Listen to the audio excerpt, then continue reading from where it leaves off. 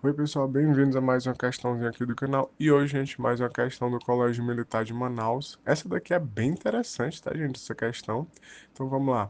O professor de matemática, Paulo, propôs aos seus alunos, ao final da aula, um desafio sobre formação de sequências. A explicação sobre o assunto é a seguinte: é sempre possível formar uma sequência de números que terminam em seguindo repetidamente as instruções abaixo. Se o número for ímpar, soma-se 1. Se o número for par, divide-se por 2.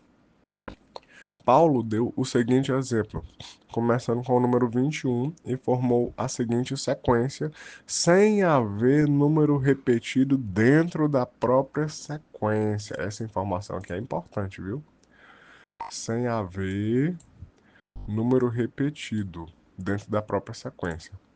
Aí tá aqui, ó, 21 é ímpar, né? Soma uma unidade, vai para 22. 22 é par, divide pela metade, vai para 11. 11 é ímpar, soma uma unidade, dá 12. 12 dividido por 2 dá 6 e por aí vai, termina em 1. Aí, sendo assim, na sequência aparecem 9 números. Por isso, se diz que ela tem comprimento 9. E ela começa com o número ímpar. Por isso dizemos que ela é uma sequência ímpar. Com base nas informações dadas, quantas são as sequências pares e quantas são as sequências ímpares de comprimento 7? Então, gente, vamos lá. Na verdade, ele pede aqui duas sequências, né, as pares e as ímpares, mas a gente não precisa calcular talvez isso tudo não, né? Se você encontrar a quantidade de ímpares, você já consegue responder já. Aqui eu acabei calculando, fazendo as pares, né? Mas também não faz diferença, porque só tem um item aqui que dá certo. Mas qual que é a grande ideia, né? Você tem que usar essa regrinha aqui, né? Se for ímpar, soma 1, se for par, divide por 2.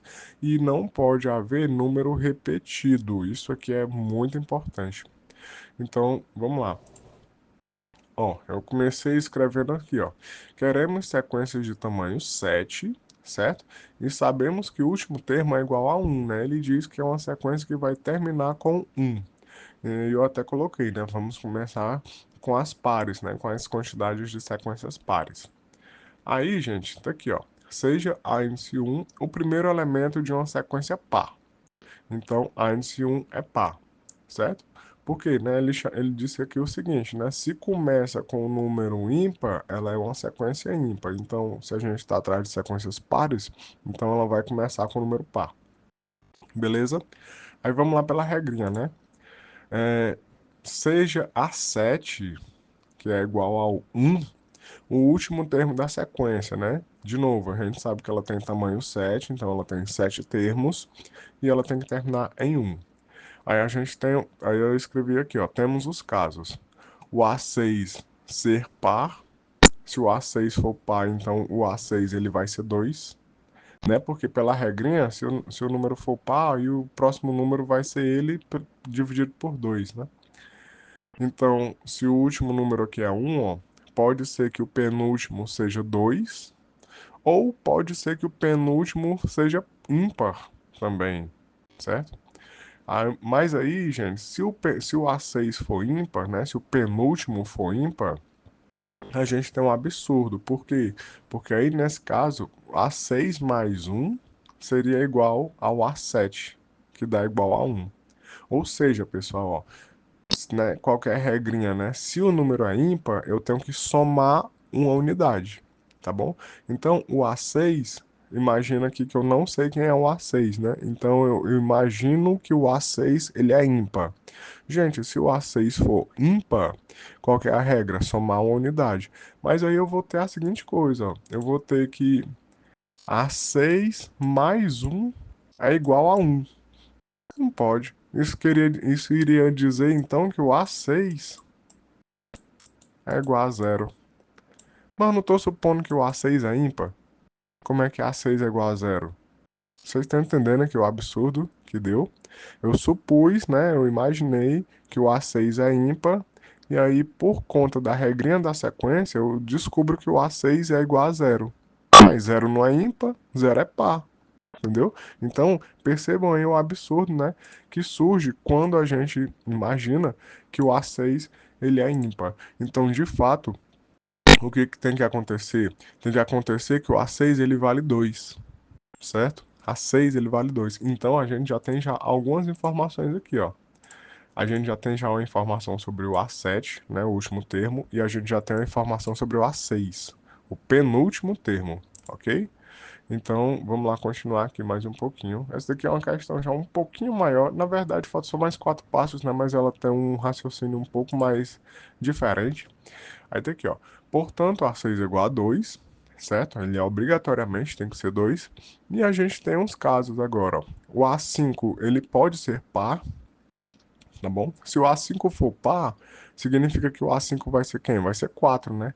Porque lembre-se, ó, de cada passo, né, um passo para o outro, se o número é par, né, o próximo número tem que ser o quê? A metade dele, tá bom?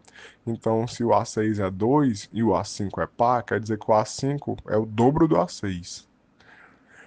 Ou a gente pode ter o caso também que o A5 é ímpar, tá bom? Pode acontecer, né, de o A5 ser ímpar, mas se a gente imaginar que o A5 é ímpar, a gente chega em um outro absurdo, certo? Em uma outra contradição. Qual é esse absurdo? Tá aqui, ó.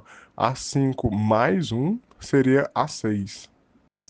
E o A6 é quanto? É 2, né? Ou seja, daqui a gente teria que A5 é igual a 1.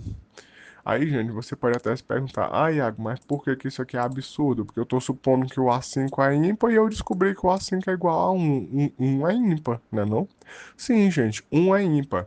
Mas lembre-se o seguinte, a minha sequência ela vai terminar com 1. E lembre-se uma coisa que eu escrevi aqui em cima, ó. Não pode ter número repetido dentro da sequência, tá, gente? Então, se eu imaginar que o A5 é ímpar, eu vou ter um número repetido. Eu vou ter o 1 aparecendo duas vezes. O 1 no final da sequência e o 1 no quinto termo da sequência. Deu pra entender, gente, aqui é a ideia? Então, ó, se eu imaginar que o A5 é ímpar, eu vou ter um número repetido dentro da minha sequência. Então, isso daqui é um absurdo, isso aqui não pode acontecer, ok? Então, ó, descobrimos aqui mais uma informação. Qual que é a informação que a gente descobriu?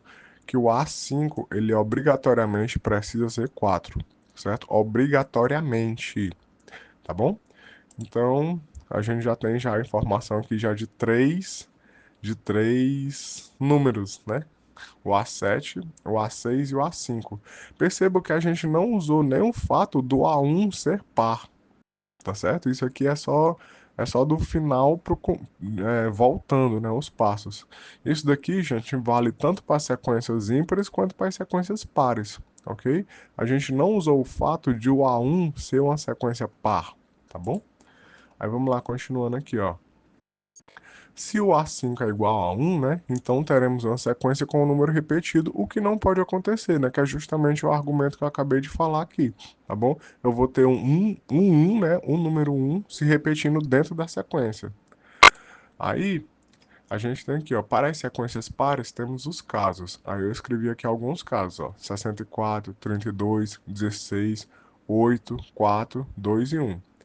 Aí tem o caso do 28, 14, 7, 8, 4, 2 e 1. 30, 15, 16, 8, 4, 2 e 1. 24, 12, 6, 3, 4, 2, 1. 10, 5, 6, 3, 4, 2, 1. Então, gente, percebam aqui um padrãozinho, ó. Esses três números aqui, eles sempre são iguais a 4, 2, 1, certo? Esse padrãozinho aqui. Aí daqui para frente, né, a gente pode ir variando, né? Pode ser que o quarto termo seja par. Se o quarto termo for par, aí vai o 8. Mas pode ser que o outro termo antes do 4, né, ele seja ímpar. Aí vai o 3. Entendeu? E aí tá. Mas a informação que a gente tem, né, que os três últimos termos são 4, 2 e 1. E essa sequência aqui, gente, eu escrevi na mão mesmo, sabe? Eu fui testando assim caso a caso, tá bom? Que não usei combinatória nem nada não, tá certo? Foi escrevendo mesmo aqui a sequência. Aí aqui só para terminar, ó, note que as condições que sabemos são os três últimos termos são respectivamente 4, 2 e 1, ok? Isso daqui, gente, ele vale tanto para as sequências pares como para as ímpares também, tá bom? E pronto, ó, tá aqui. A gente conseguiu escrever cinco sequências pares, né? Porque elas começam com números pares e que terminam com 4, 2 e um. E que tem sete elementos, né? Que seguem a regrinha. Então, gente, ó, cinco sequências pares. Cinco sequências pares, a gente nem precisou calcular as ímpares, ó. É aqui, ó. Item D de dado, certo? Cinco sequências pares. É isso, gente. Espero que tenham gostado dessa questão. Essa questão aqui, como eu disse, né, ela pegou um raciocínio um pouco diferente, né, um pouco mais elaborado, mas foi uma questão bem interessante, né, de se fazer. Deixa um like, né? Comente aí se você gostou desse raciocínio, se você teve alguma dúvida. Se inscreva no canal, né? Se você gostou. Se você não gostou, não precisa se inscrever ainda. Vai ter outros vídeos para isso. E é isso, pessoal. Até a próxima.